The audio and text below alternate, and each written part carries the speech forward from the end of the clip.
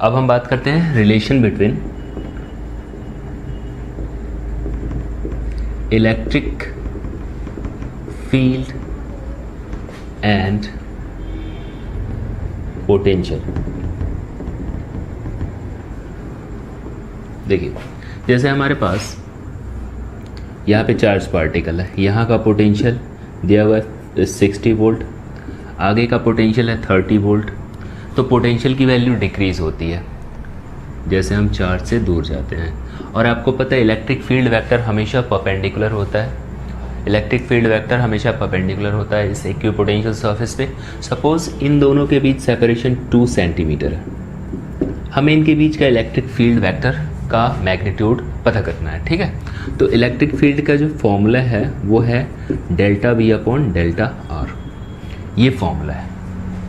देखिए, electric field और potential में एक रिलेशन है जिसकी वैल्यू हम अभी मेज़र करने वाले हैं, बताएंगे इसके बारे में। और ये एक्सप्रेशन हम बाद में देखेंगे, पहले हम इसे समझ लेते हैं क्या। देखिए, इनके बीच अगर इलेक्ट्रिक फील्ड की वैल्यू हमें मेज़र करनी हो तो हम क्या करेंगे, -v2 - v1 अपॉन डिस्टेंस। देखिए, ये डेल्टा डिस्टेंस को रिप्रेजेंट करता है, इन दोनों के बीच के डिस्टेंस को। ठीक है, ये v2 कहने का मतलब फाइनल वाले का पोटेंशियल जो 30 है, बीच में माइनस, फिर इनिशियल वाले का पोटेंशियल 60 है, और इनके बीच का सेपरेशन 2 सेंटीमीटर, 2 × 10⁻²। तो ये जो वैल्यू होगी कैलकुलेट होकर ये आ जाती है 30/2 × 2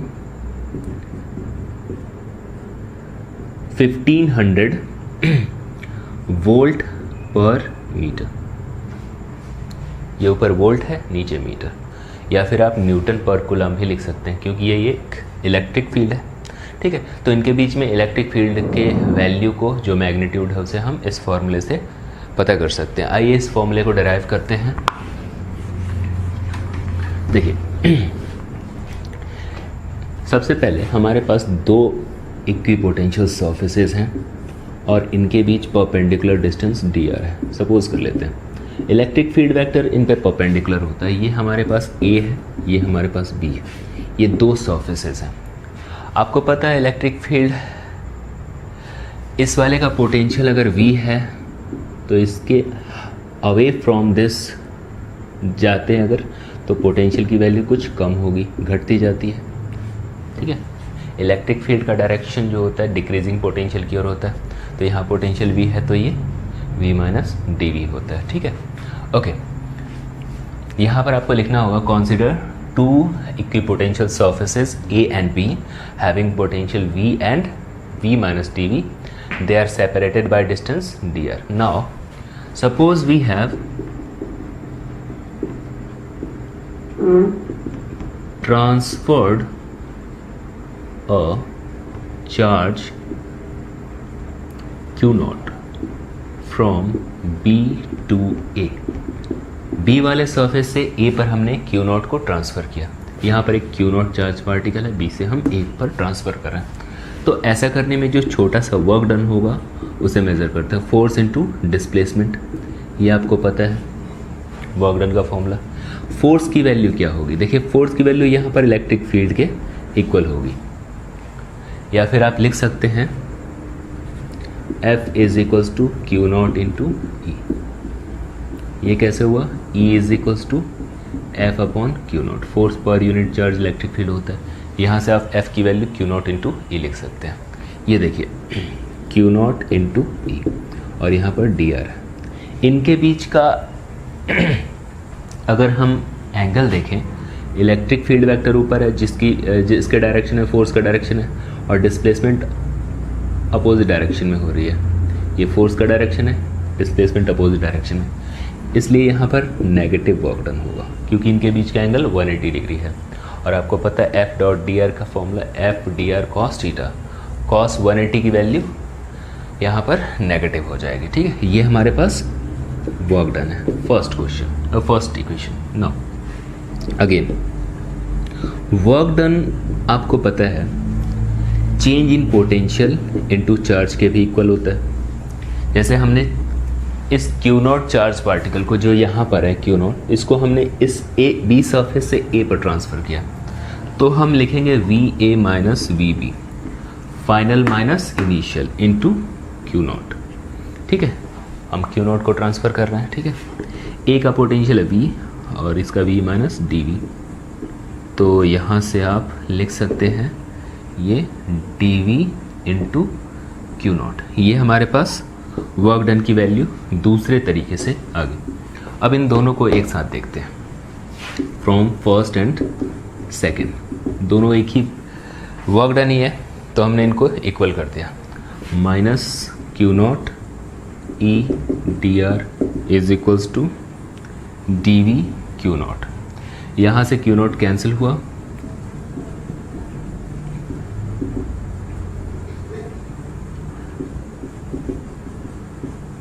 यहाँ से ई की वैल्यू आप ये लिख सकते हैं।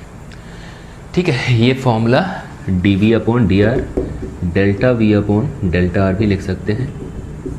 ठीक है, यहाँ नेगेटिव साइन क्या रिप्रेजेंट करता है, देखिए नेगेटिव साइन ये रिप्रेजेंट करता है कि इलेक्ट्रिक फील्ड का direction along the direction of decreasing potential है। यहाँ आप देख रहे हैं वी है, पोटेंशियल वैल्यू घट गई और आगे जाते हैं पोटेंशियल वैल्यू घटती जाती है।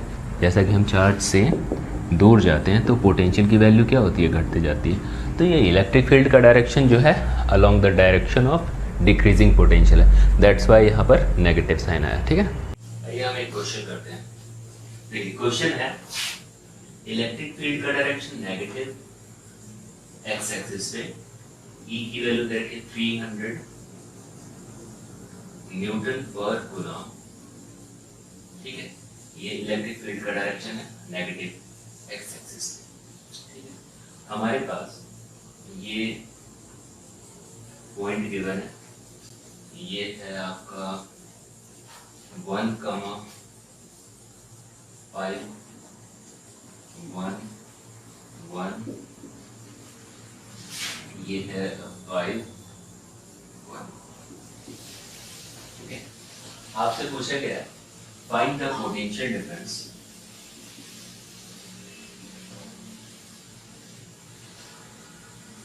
between A, B, between A and C। A और C के बीच पोटेंशियल डिफरेंस आपको मेजर करना है।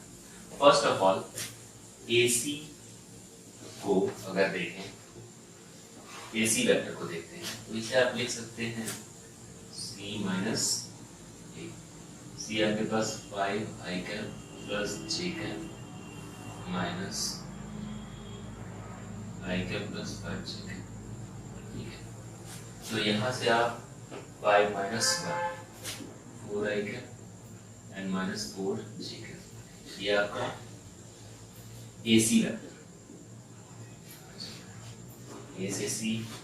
ठीक है, तो हमने क्या किया, 5 में से 1 को माइनस कर दिया, फिर 1 में से 5 को माइनस कर दिया, I कैप J कैप हमने लिख दिया। इस वेक्टर को AC वेक्टर को हमने वेक्टर के फॉर्म में लिख दिया। ठीक है, अगले इलेक्ट्रिक फील्ड की वैल्यू अगर देखें हम तो 300 माइनस आई कैप होगी, क्योंकि ये negative direction of x axis है। ठीक है, अगर हम बात करें पोटेंशियल डिफरेंस की, ठीक है, एसी के बीच, तो हम जानते हैं electric field into delta R होता है। मतलब ये नेगेटिव साइन कैसे हुआ, कैसे आया, तो आपने पढ़ा हुआ है यहाँ पे delta V upon delta are, और यहाँ से डेल्टा वी की वैल्यू आसानी से मेजर कर सकते हैं। ठीक है, देखिए इलेक्ट्रिक फील्ड की वैल्यू माइनस 300 है, प्लस हो जाएगी। ठीक है, माइनस से ये साइन और ये माइनस दोनों मिलके आई कैप, और डेल्टा आर यहाँ पर डिस्प्लेसमेंट वेक्टर को रिप्रेजेंट करते हैं 4 आई कैप माइनस 4 जे कैप। देखिए आई वाले को आई से मल्टीप्लाई करते हैं, डॉट प्रोडक्ट में, यहाँ पर डॉट प्रोडक्ट है ये 1200, ये ए और सी के बीच का पोटेंशियल आ जाएगा। आई को आई से मल्टीप्लाई करते हैं, जे वाले को 0 से मल्टीप्लाई करेंगे, क्योंकि यहाँ पर कोई जे का कॉम्पोनेंट नहीं है। ठीक है, तो यहाँ पर 1200 वोल्ट पोटेंशियल निकल आता है ए और सी के बीच। ठीक है, और एक क्वेश्चन देख लेते हैं।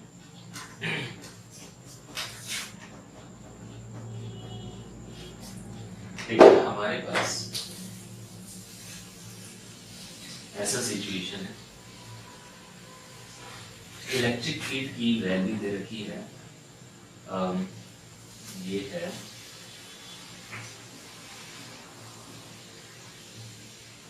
ये है 4 मीटर, 3 मीटर, ये 4 मीटर, ये 5 मीटर, ए बी सी, ये 3 पॉइंट है।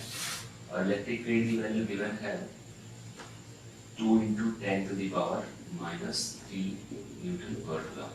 वो एक्स एक्सिस के पैरेलल है इस तरीके से according to given figure.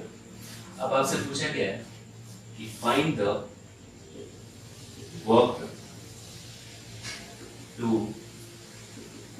displace a charge -2 microcoulomb from A to C। A से C हमने डिस्प्लेस कर दिया, ठीक है। तो यहाँ पर वर्क डन कितना होगा ये निकालते हैं। देखिए हमारे पास एक कॉन्सेप्ट है, work done is equal to change in potential into charge. ये हमारे पास चेंज इन पोटेंशियल को हम चार्ज से मल्टीप्लाई करके वर्क डन मेजर कर सकते हैं। ऐसा क्वेश्चन हमने पहले कर रखा है, ठीक है। सबसे पहली बात, ये पोटेंशियल का चेंज ए और सी के बीच क्या होगा, बी ए और सी। देखिए अगर हम ये फॉर्मूला देखते हैं -E डेल्टा आर, तो electric field delta r cos theta, A dot B का formula A B cos theta होता है। तो ये इलेक्ट्रिक फील्ड की वैल्यू हमारे पास गिवन है 2 × 10⁻³ ए और सी के बीच का डिस्टेंस हमें 5 मीटर पता है, और इनके बीच का एंगल cos थीटा। देखिए इलेक्ट्रिक फील्ड इधर है, ये हमारे पास डिस्प्लेसमेंट है, इनके बीच का एंगल थीटा, ये थीटा इसके इक्वल होगा। और यहाँ पर cos थीटा की वैल्यू अगर मेजर करें तो बेस अपॉन हाइपोटेन्यूज 4/5 कर सकते हैं, ठीक है। तो हमने क्या कर दिया 4/5, यहाँ से ये कैंसिल हुआ 8 × 10⁻³ ये हमारे पास चेंज इन पोटेंशियल आ गया ए और सी के बीच। अब हम वर्क डन पता करते हैं। वर्क डन के लिए हम चेंज इन पोटेंशियल को चार्ज से मल्टीप्लाई कर देंगे, -8 × 10⁻³ को इस चार्ज पार्टिकल से मल्टीप्लाई कर देंगे, क्योंकि हमें इसी चार्ज पार्टिकल को ए से सी डिस्प्लेस करना है। तो ये हुआ -2 × 10⁻6 16 10⁻9 जूल। ये आपका वर्क डन आ जाता है जब हम ए से सी पर ट्रांसफर करेंगे, ठीक है। तो ऐसे क्वेश्चंस होंगे जिसमें ये फॉर्मूला यूज होगा, दिस वन, ठीक है। और भी बहुत सारे क्वेश्चंस हैं, एक और क्वेश्चन देखते हैं।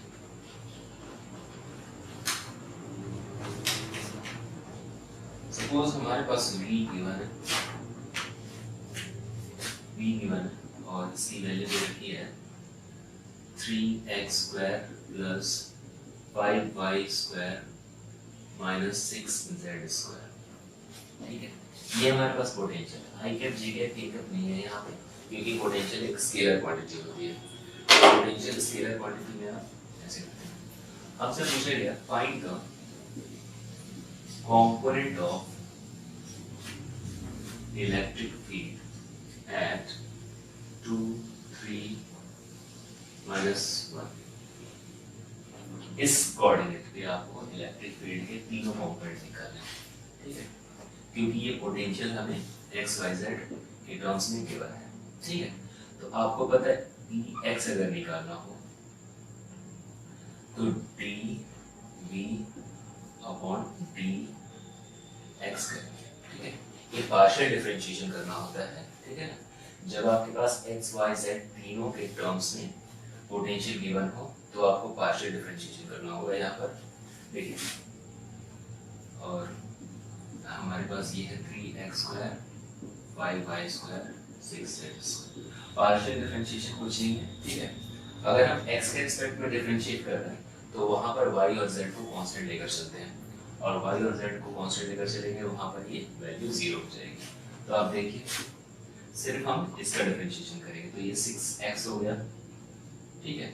और यहाँ पर हाफ x की जगह पे वैल्यू पुट कर देंगे x की 2 -1। ये हमारे पास x एक्सिस पे इलेक्ट्रिक फील्ड की वैल्यू आ गई न्यूटन पर होगा, ओके। अगर हम y एक्सिस पे का कंपोनेंट देखें तो हमें dv अपॉन dy करना होगा, del v upon del y करना होगा। यहाँ पर आपको x और z को कॉन्सिडर करना होगा, तो इसका डिफरेंशिएशन फिर इसका डिफरेंशिएशन 0 हो जाएगा। फिर आपके पास सिर्फ tan y माइनस ये सब, और फिर y की जगह पे हम ये वैल्यू पुट कर देंगे 3 और ये वैल्यू आ जाएगी 30, ठीक है। तो y एक्सिस पे 30 न्यूटन पर कूलम आ जाती है। वैसे ही इलेक्ट्रिक फील्ड अलोंग z, तो minus D Z D V upon D Z. यहाँ पर आप डिफरेंशिएट करेंगे तो माइनस 12z वैल्यू आ जाएगी, और यहाँ पर z की वैल्यू को आप क्या रखेंगे, z की वैल्यू को -1 रखेंगे, तो ये वैल्यू आ जाएगी 12 न्यूटन और कूलम। फाइनली आप इलेक्ट्रिक फील्ड को लिख सकते हैं -12 I cap 30 J cap and 12 K cap. ये तीनों कंपोनेंट इलेक्ट्रिक फील्ड के में से हो जाएंगे, ठीक है। आइए चलते हैं नए टॉपिक की ओर। Torque and potential energy stored in dipole placed in electric field। देखते हैं, सपोज हमारे पास ये इलेक्ट्रिक फील्ड है, इस ओर प्लस है, पॉजिटिव है, इस ओर नेगेटिव है। यहाँ पर हमने एक डाइपोल प्लेस कर दिया, इस पर चार्ज है प्लस q, इस पर चार्ज है माइनस q, इनके बीच सेपरेशन 2a है, और ये इलेक्ट्रिक फील्ड के डायरेक्शन के साथ, जैसे ये इलेक्ट्रिक फील्ड का डायरेक्शन है, ये इलेक्ट्रिक फील्ड का डायरेक्शन है प्लस से माइनस की ओर, ठीक है। इसके साथ ये थीटा एंगल फॉर्म कर रहा होता है, ठीक है। ये हमारे पास डाइपोल है, इसके साइड लेंथ, इसका लेंथ दिया 2, इनके बीच प्लस और माइनस के बीच, और ये इलेक्ट्रिक फील्ड के साथ थीटा एंगल फॉर्म कर रहा है। इलेक्ट्रिक फील्ड की वैल्यू E, ठीक है।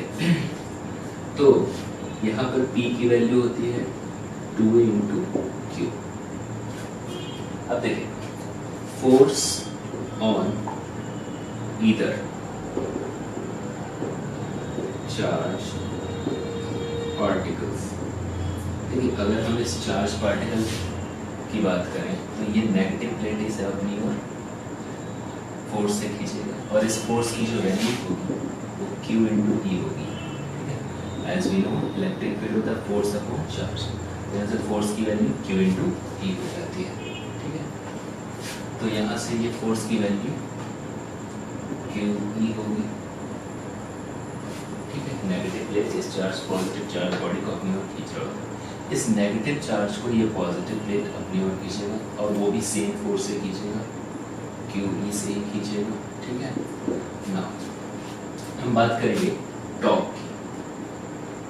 देखिए, टॉर्क की वैल्यू अगर हम मेजर करें तो हम क्या करेंगे, ईदर फोर्स इनटू मल्टीप्लिकेशन है perpendicular distance between forces.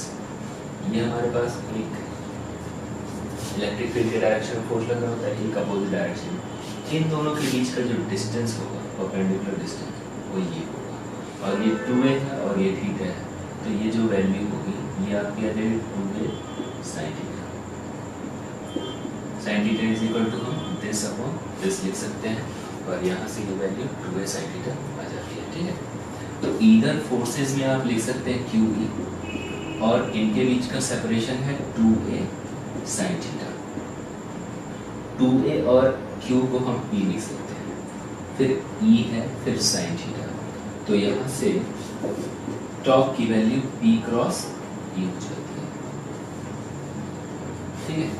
PE sin theta आपको पता है, AB sin theta A cross B होता है, ठीक है। यहाँ से आप टॉर्क की वैल्यू को लिख सकते हैं। अब हम बात करते हैं, suppose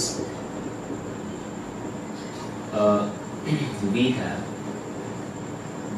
rotated the dipole by d theta against the direction of torque. देखिए सपोज कर हमने क्या किया, इसे छोटा सा डी थीटा एंगल डिस्प्लेस करते हैं, तो जो वर्क डन हम करेंगे वो वर्क डन इसके पोटेंशियल एनर्जी में स्टोर होगा, क्योंकि इलेक्ट्रिक फील्ड के टॉप के अगेंस्ट हम जा रहे हैं, ठीक है ना, अगेंस्ट जाकर हम वर्क कर रहे हैं। सपोज करते हैं पहले थीटा एंगल है और हम थोड़ा एंगल और इसका रेस कर बढ़ाते हैं, ठीक है ना, डी थीटा रखते हैं, तो डी डब्ल्यू की वैल्यू क्या होगी, talk into D theta. Talk की वैल्यू होती है P sine theta into D theta. ये छोटा सा वर्क है। अगर आपने टोटल वर्क डन निकाला और इसे थीटा 1 से थीटा 2 तक इंटीग्रेट कर दिया, सपोज करते हैं थीटा 1 से theta 2, P sine theta D theta. यहाँ से पी और ई की वैल्यू बाहर आ गई, साइन की वैल्यू माइनस कॉस थीटा होती है, थीटा 1 से थीटा 2 रखते हैं, P cos theta 2 minus cos theta 1। तो यहाँ से ये वैल्यू हो जाती है cos theta 1 minus cos theta 2। ये आपके पास वर्क डन की वैल्यू आ जाती है, और यही वर्क डन इसकी पोटेंशियल एनर्जी कहलाती है। जो हमने वर्क डन किया ये इसकी पोटेंशियल एनर्जी में स्टोर हो जाता है, ठीक है ना। आगे देखते हैं, यहाँ पर आपको केसेस देखने को मिलेंगे, कुछ केसेस हैं। केस पहली बात, suppose initially a dipole makes an angle 90 degree with electric field. Suppose करते हैं कि ये हमारे पास इलेक्ट्रिक फील्ड है, ये डाइपोल हमारा 90 डिग्री का एंगल फॉर्म कर रहा है शुरुआत में theta 1, and now we have rotated और we have brought it to angle theta, या आप थीटा 2 लेट कर लेते हैं। पहले शुरुआत में वो थीटा 1 है जो कि 90 है, और हमने क्या किया, इसे कुछ एंगल डिस्प्लेस कर दिया और फाइनल एंगल थीटा है। पहले थीटा 1 90 है और बाद का एंगल थीटा 2 ये थीटा है यहाँ से, ठीक है। तो हम इसमें पोटेंशियल एनर्जी में फॉर्मूले में वैल्यू को रखते हैं।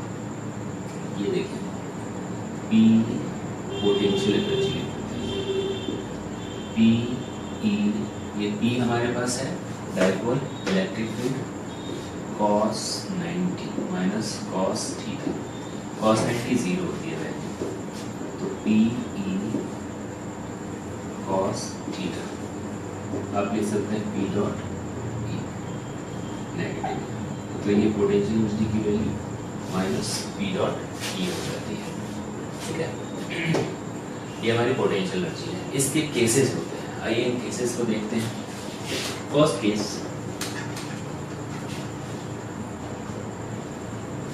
Case first, case first is a condition for stable equilibrium.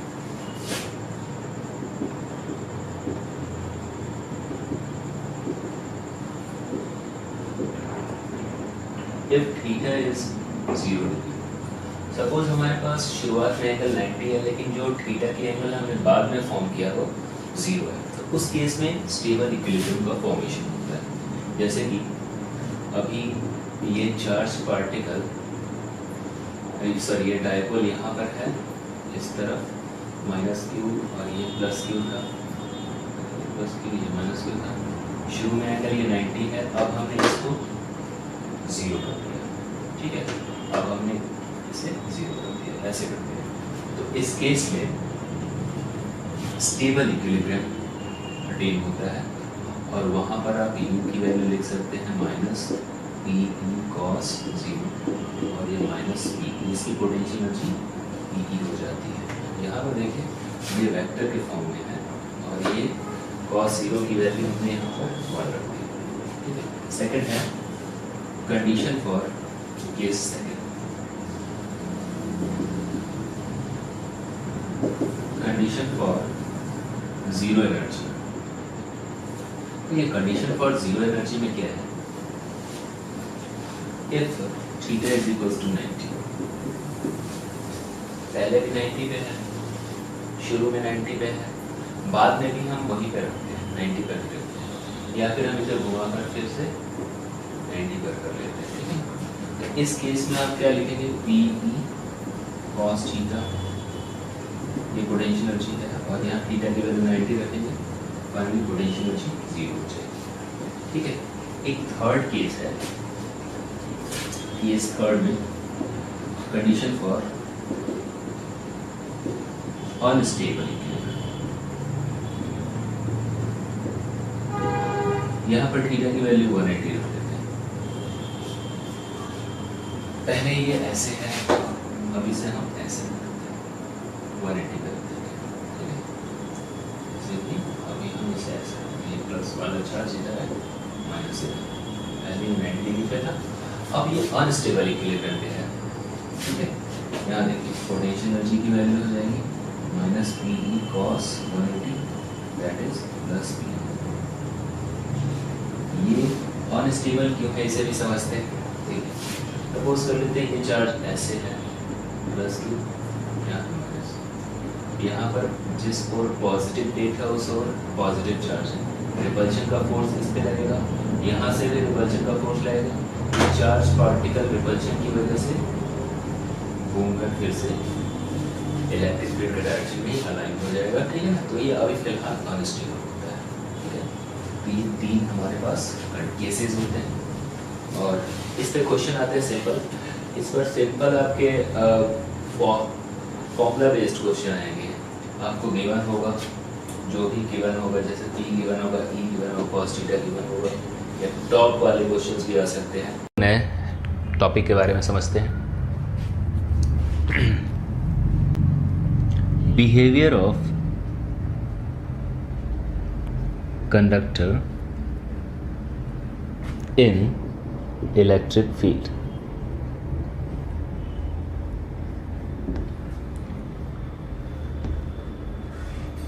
देखिए, फर्स्ट पॉइंट,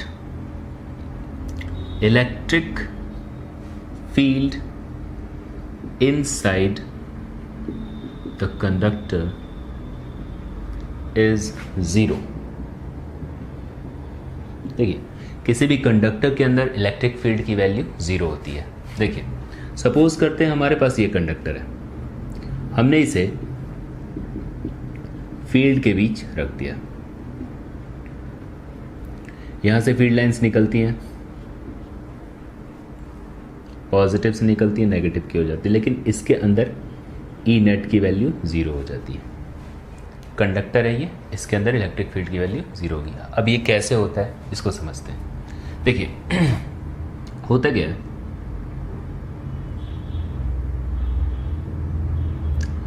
जब हम इसे इलेक्ट्रिक फील्ड के अंदर रखते हैं तो इसके इलेक्ट्रॉन्स अरेंज होते हैं। इसका जो नेगेटिव पार्ट है वो इस साइड शिफ्ट हो जाता है, इसकी वजह से इस ओर नेगेटिव चार्ज अपीयर होता है इंडक्शन के थ्रू, और इस ओर पॉजिटिव चार्ज इंड्यूस होता है। ये प्रोसेस ऑफ इंडक्शन के थ्रू होता है। अब देखिए, बाहर में electric field, external electric field वो गिवन है, अंदर में एक इलेक्ट्रिक फील्ड सेटअप हो रहा है पोलराइजेशन की वजह से।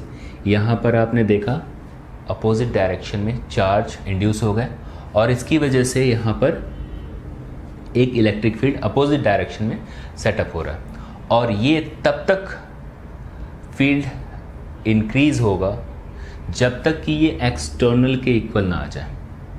यहाँ पर ई इंड्यूस्ड जो होगा वो इक्वल हो जाता है ई एक्सटर्नल के, and in this case E net की वैल्यू फाइनली ई एक्सटर्नल माइनस ई इंटरनल या ई इंड्यूस्ड, ये फाइनली ई की वैल्यू 0 हो जाती है। ठीक है, तो ये हमने देखा फर्स्ट पॉइंट में electric field inside the conductor हमेशा 0 होता है। ठीक है, ये फर्स्ट पॉइंट है। सेकंड पॉइंट इज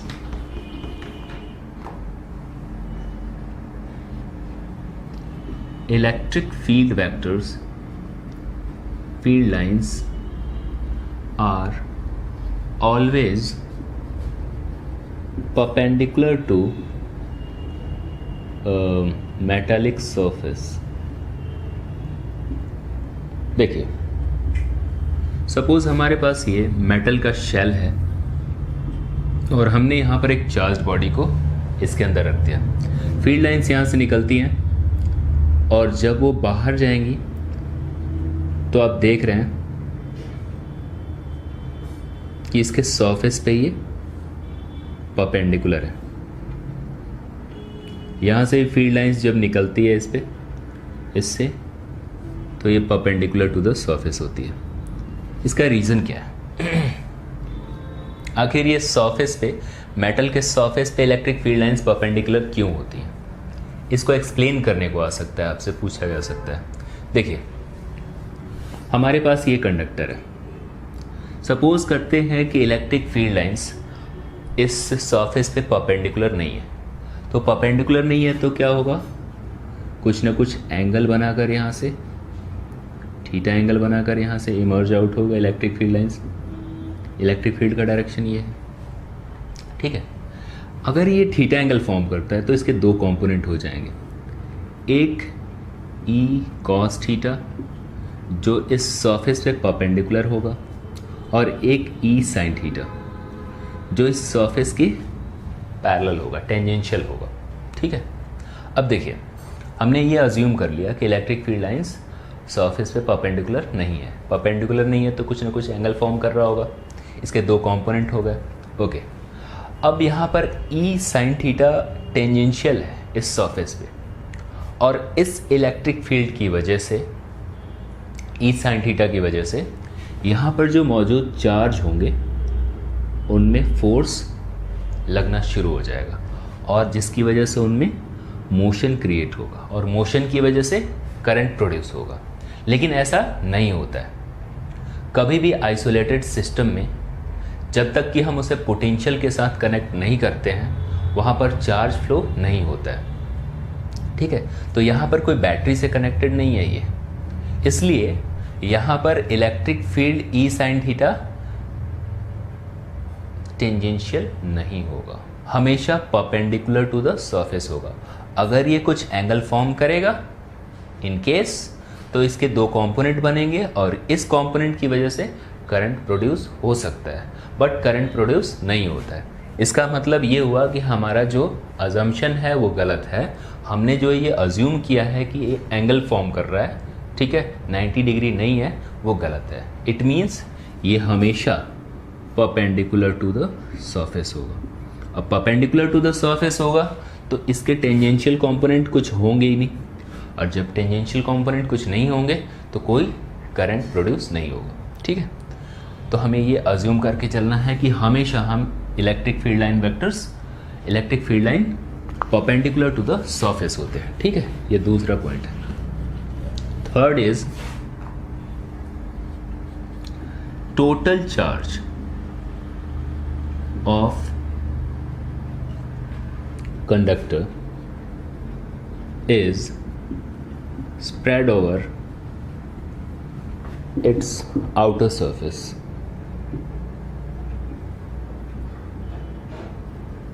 देखिए, जैसे कि मान लीजिए हमारे पास ये कंडक्टर है और कंडक्टर पे हमने चार्ज रख दिया Q, और ये चार्ज क्या होगा, इसके वॉल्यूम पे यूनिफॉर्मली डिस्ट्रीब्यूट नहीं होगा। अगर ये कंडक्टर है, कंडक्टिंग मटेरियल है, तो इसका चार्ज इसके आउटर सरफेस पे ऐसे स्प्रेड हो जाएगा।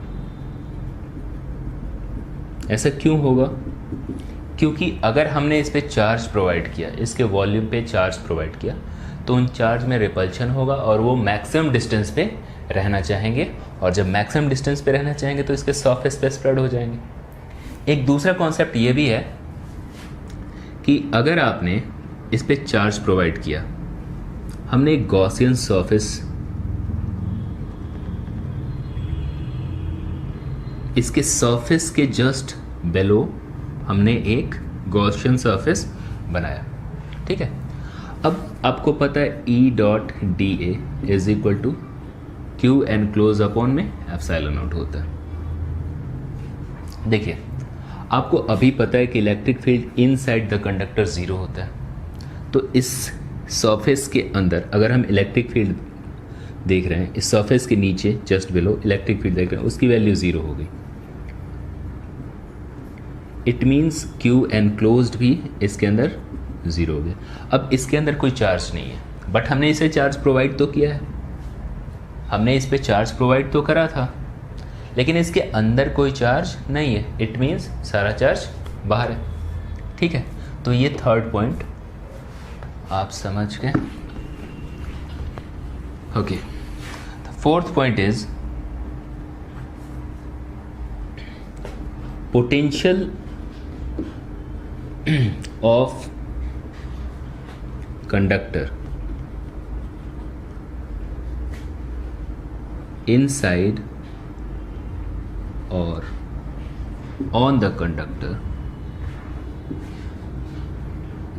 is constant।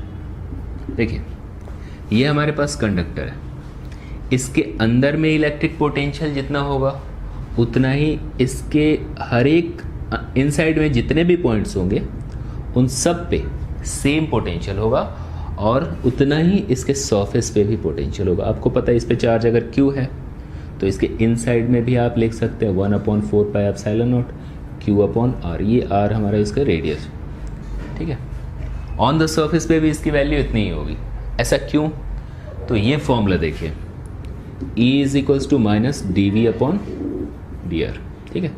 अब बताइए, अंदर में इलेक्ट्रिक फील्ड की वैल्यू क्या होती है? ज़ीरो होती है। यहाँ से आप dV अपॉन में dr ज़ीरो लिखेंगे। अब बताइए, dV अपॉन में dr ज़ीरो है, किसी भी क्वांटिटी का डिफरेंशिएशन ज़ीरो है, इट मीन्स वो क्वांटिटी कांस्टेंट है। अगर ये 5 है, 5 का डिफरेंशिएशन क्या होगा? ज़ीरो होगा। It means V is constant. तो यहाँ पर आप फोर्थ प्रॉपर्टी को समझ गए। ये हम पढ़ रहे हैं behaviour of conductor inside electrostatic field. Okay, now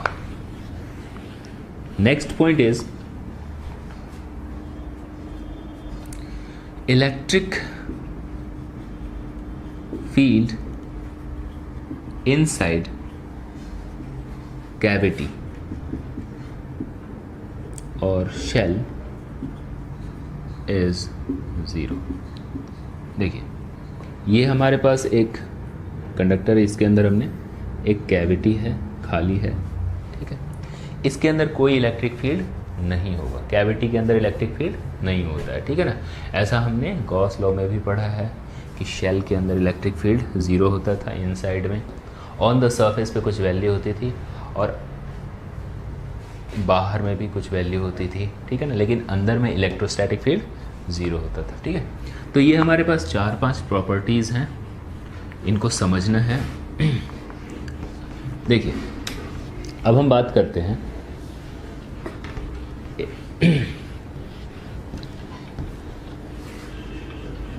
electrostatic shielding.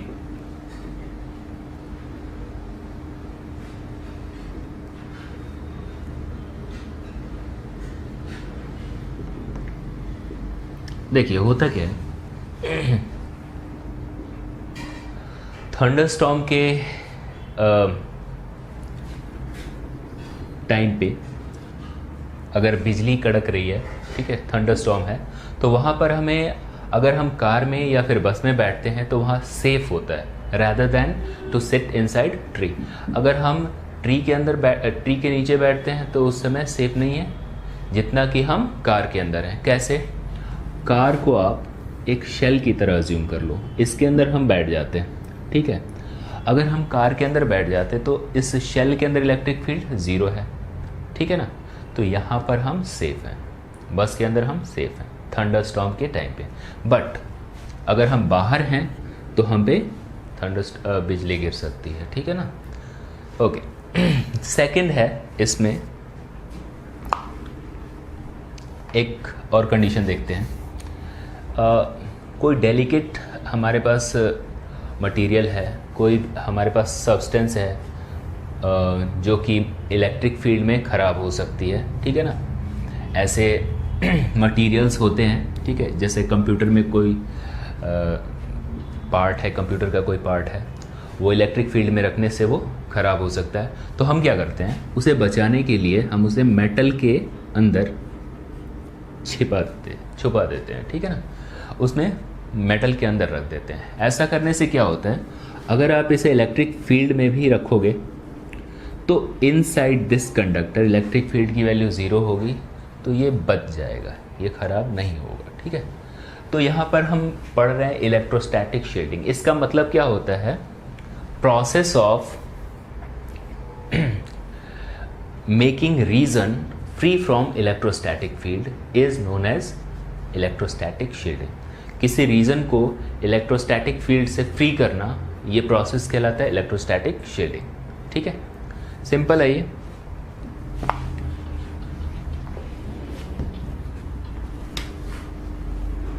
और देखते हैं नेक्स्ट टॉपिक। देखिए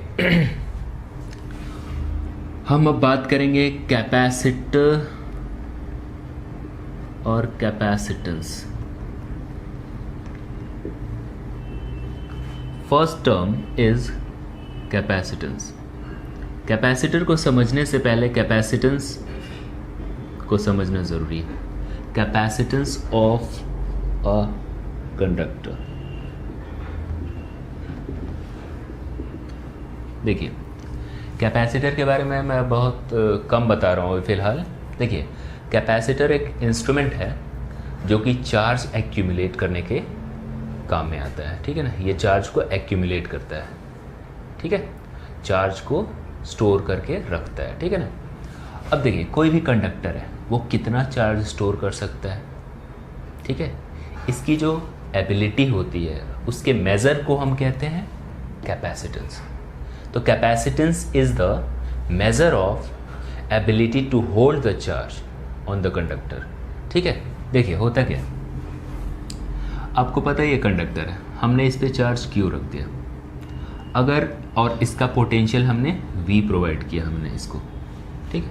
तो अगर हम Q को बढ़ाते हैं तो V की वैल्यू भी बढ़ेगी, या फिर V को बढ़ाएंगे तो इस पे चार्ज की वैल्यू भी बढ़ेगी, ठीक है। यहाँ पर एक कांस्टेंट क्वांटिटी आती है C,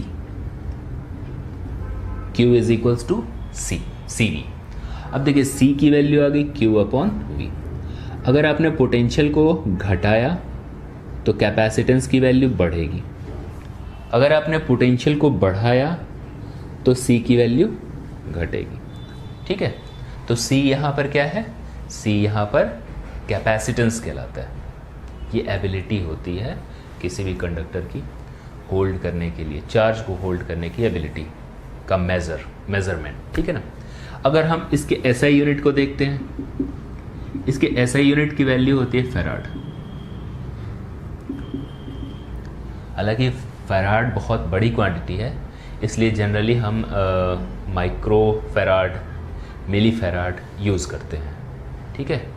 जो कि जनरल यूज़ में जो कैपेसिटर होते हैं उनकी कैपेसिटेंस वैल्यू या माइक्रो फैराड में होती है या फिर मिली फैराड में, क्योंकि अगर फैराड में होगी तो बहुत बड़ी क्वांटिटी है, ठीक है। देखिए अभी हम बात नहीं कर रहे हैं कैपेसिटर की, नहीं बात कर रहे हैं, कैपेसिटर की बात नहीं कर रहे हैं, कैपेसिटर की बात हम करेंगे फ़िलहाल, ठीक है ना। अभी आप समझ लेते हैं इस कंडक्टर के कैपेसिटेंस के बारे में, ठीक है। तो अगर ये हमारे पास स्फीयर है, स्फीयर के लिए हम अगर देखें V की वैल्यू, अगर इस पे चार्ज Q है तो इसकी V की वैल्यू हो जाती है 1/4πε0 Q अपॉन R। देखिए अगर इस पे चार्ज Q है हमने इसका पोटेंशियल इतना लिख दिया, ऐसा हमें पता है, पहले से पता है, ठीक है। सी की वैल्यू क्या होगी अभी देखा आपने, Q अपॉन V, ठीक है। अब देखिए V की जगह पे आप वैल्यू पुट कर देते हैं 1/4 pi epsilon not Q upon R। तो यहाँ से ये 4 पाई एप्सिलॉन नॉट R। अगर हम इसके कैपेसिटेंस की बात करें किसी स्फीयर के, मेटेलिक स्फीयर के, तो उसकी वैल्यू क्या होती है 4 पाई एप्सिलॉन नॉट R। ये आइसोलेटेड एक स्फीयर है, ठीक है ना।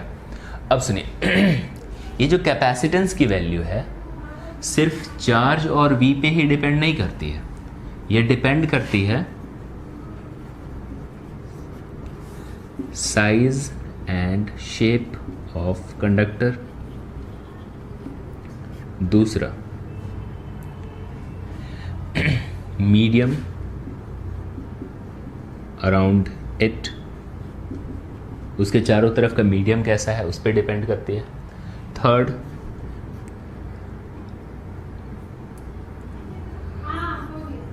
कंडक्टर अराउंड इट, कोई कैपेसिटर रखा हुआ उसके सामने कोई दूसरा कंडक्टर हो, उस पर भी इसके कैपेसिटेंस की वैल्यू डिपेंड करेगी, सिर्फ Q और V पे ही डिपेंड नहीं करेगी, ठीक है ना। तो आइए समझते हैं एक क्वेश्चन, पहले छोटा सा क्वेश्चन समझ लेते हैं, उसके बाद हम लोग कैपेसिटर पे चलेंगे, उसके कॉन्सेप्ट पे चलेंगे, देखेंगे क्या है। एक छोटा सा क्वेश्चन है, हमारे पास छोटे छोटे 1 सेंटीमीटर रेडियस के 27 स्फीयर्स हैं और हर एक पे चार्ज Q है और हर एक का पोटेंशियल V है। We have 27 spheres, metallic spheres having charge Q and they have potential V, ठीक है ना, and they have 1 centimeter radius for each, okay. Now they get collides, इनको हमने क्या किया, एक साथ मिला दिया और मिलाने के बाद एक बड़ा सा स्फीयर बनता है। अब इसका पोटेंशियल क्या होगा, जैसे इसके पोटेंशियल की वैल्यू V है तो यहाँ पर पोटेंशियल की वैल्यू V डैश है, V डैश की वैल्यू क्या होगी ये पूछा गया, ठीक है। एक छोटा सा क्वेश्चन है वैसे, ठीक है ना, इसको समझ लेते हैं पहले। देखिए इन सब का वॉल्यूम बड़े के वॉल्यूम के इक्वल होगा, ओके। देखिए 27 into 4/3 pi RQ is equal to 4/3 pi capital RQ, इससे ये कैंसिल हुआ, 3R का होल क्यू RQ, R की वैल्यू क्या होगी 3R। बड़े वाले का रेडियस कितना हो गया 3R के इक्वल हो गया। अब देखिए छोटे वाले का वॉल्यूम, सॉरी वॉल्यूम कह रहा हूँ, पोटेंशियल, ये आप लिखते हैं 1/4 pi epsilon not Q upon R, जैसा कि आप देख रहे हैं इसका पोटेंशियल ये। बट इस बड़े वाले के पोटेंशियल की बात करें तो यहाँ पर 1/4 पाई एप्सिलॉन नॉट, चार्ज की जगह पे 27 Q, क्योंकि छोटे छोटे 27 चार्ज पार्टिकल कोलिज हो रहे हैं, ठीक है, अपॉन में इसका रेडियस R की वैल्यू यहाँ पर हमने निकाल रखी है, कितनी है वो 3R, हम यहाँ पर प्लेस करेंगे 3R, ये हो गया 9 into 1/4 pi epsilon not Q upon R, और ये वाली वैल्यू V की इक्वल है, ठीक है। तो यहाँ पर 9V, इस V डैश की वैल्यू आ जाती है, ठीक है। तो अब बड़े वाले स्फीयर के लिए हमारे पास पोटेंशियल 9 टाइम्स ऑफ V होगी, ठीक है, ओके। अब हम चलते हैं कैपेसिटर पे। कैपेसिटेंस समझ चुके हैं हम कि क्या है ये कैपेसिटेंस। आइए कैपेसिटर के कॉन्सेप्ट पे चलते हैं।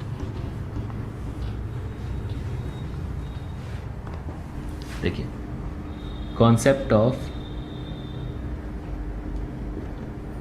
कैपेसिटर,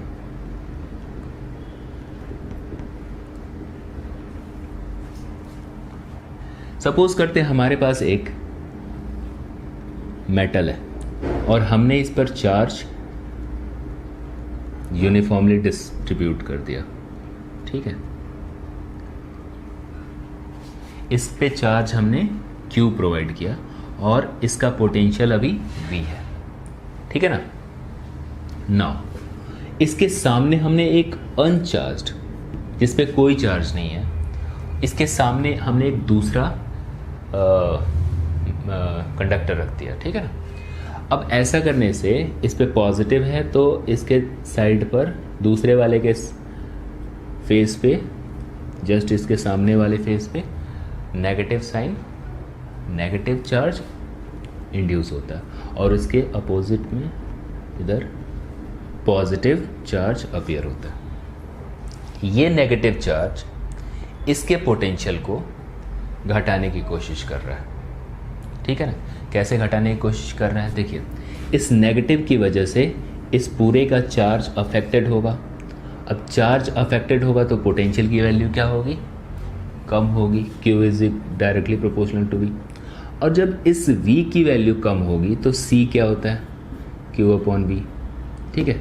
अब देखिए यहाँ पर इस चार्ज की वजह से, नेगेटिव चार्ज की वजह से इसका पोटेंशियल क्या हो रहा है, कम हो रहा है, तो इसका कैपेसिटेंस क्या होगा, बढ़ेगा। बट इस पॉजिटिव की वजह से इसका पोटेंशियल क्या हो रहा है, बढ़ रहा है। तो जब पोटेंशियल जब बढ़ेगा तो कैपेसिटेंस की वैल्यू क्या होगी, कम होगी, ठीक है। तो हमें क्या करना होगा, इस पॉजिटिव चार्ज को यहाँ से हटाना होगा। हमने क्या किया, इसे अर्थ कर दिया, अर्थिंग कर दी, ठीक है। अर्थिंग करते ही अर्थिंग ने क्या किया, इस सारे पॉजिटिव को यहाँ से हटा दिया, क्योंकि सेम अमाउंट का नेगेटिव प्रोवाइड करके उसे न्यूट्रल कर दी। बट इस ओर क्या है, अभी नेगेटिव चार्ज रिटेन है। ये क्यों है, बिकॉज ऑफ दिस कंडक्टर। ये कंडक्टर इसके सामने है इसलिए।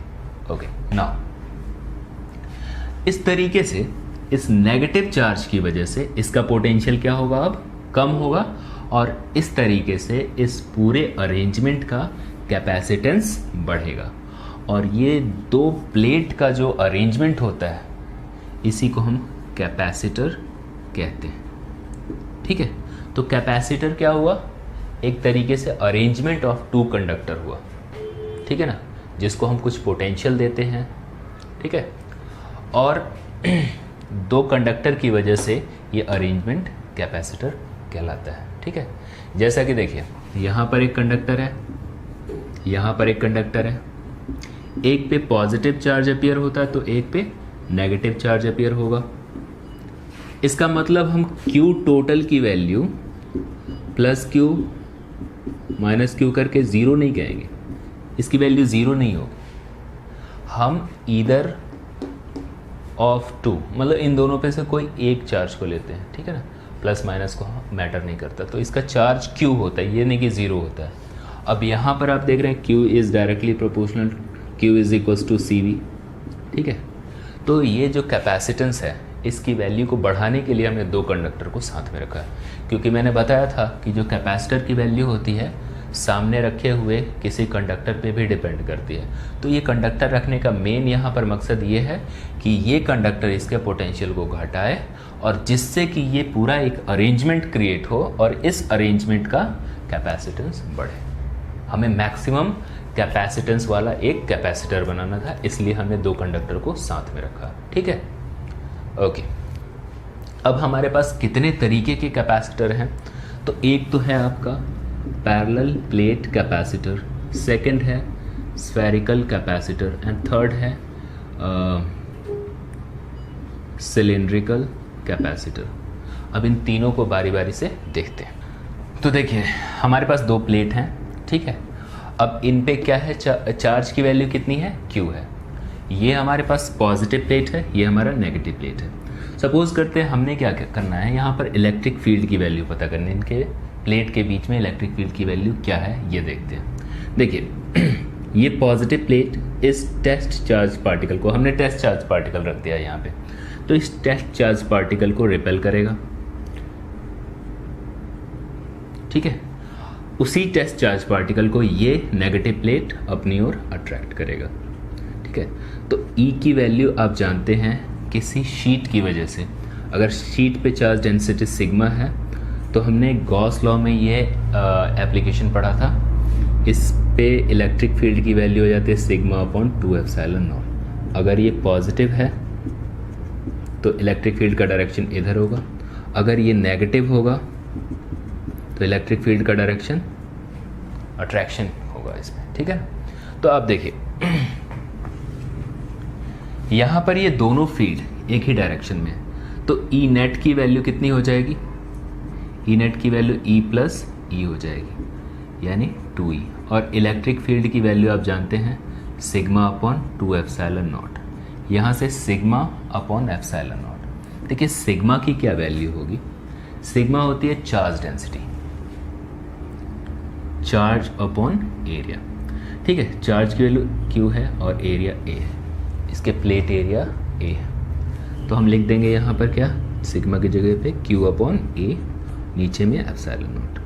तो इलेक्ट्रिक फील्ड की वैल्यू आ गई यहाँ से q upon a epsilon naught, ठीक है। अब समझते हैं, we know that v is equals to e, we know that delta v upon में delta r is equal to minus E, या फिर v अपॉन में d is equals to E भी लिख सकते हैं।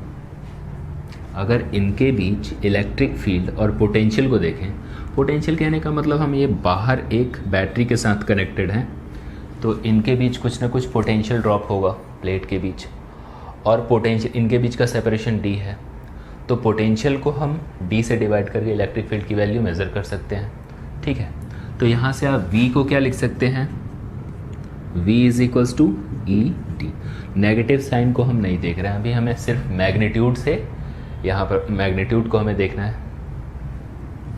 इलेक्ट्रिक फील्ड की वैल्यू ये है q upon a epsilon nought into D, ये हमारे पास पोटेंशियल की वैल्यू हो गई। Okay, now we know that q is equals to C V, तो यहाँ से c की वैल्यू आ गई q अपॉन v। q की वैल्यू हमारे पास फिलहाल तो q ही है, और v की जगह पे हम ये पुट कर देंगे। देखिए v की जगह पे हमने रख दिया q upon a epsilon nought into D, q से q कैंसिल हुआ, और यहाँ से आप c देख रहे हैं, c की वैल्यू कितनी आ गई, ये a एप्सिलॉन नॉट ऊपर चला गया और नीचे में d, तो कैपेसिटेंस की वैल्यू हो जाती है a epsilon not upon d, जैसा कि मैंने शुरू में आपको बताया था, ठीक है। तो किसी पैरेलल प्लेट कैपेसिटर के कैपेसिटेंस की value a epsilon not upon d होती है, ठीक है। तो ये तो हुआ आपका पैरेलल प्लेट कैपेसिटर। ऐसे ही हम देखते हैं स्फेरिकल कैपेसिटर, हालांकि वो हमारे सिलेबस में नहीं है, फिर भी देखते हैं स्फेरिकल कैपेसिटर। जैसे ये हमारे पास एक स्फीयर है, इस पर पॉजिटिव चार्ज है, इसका रेडियस a है, बाहर में एक दूसरा शेल है, इस पर नेगेटिव चार्ज है,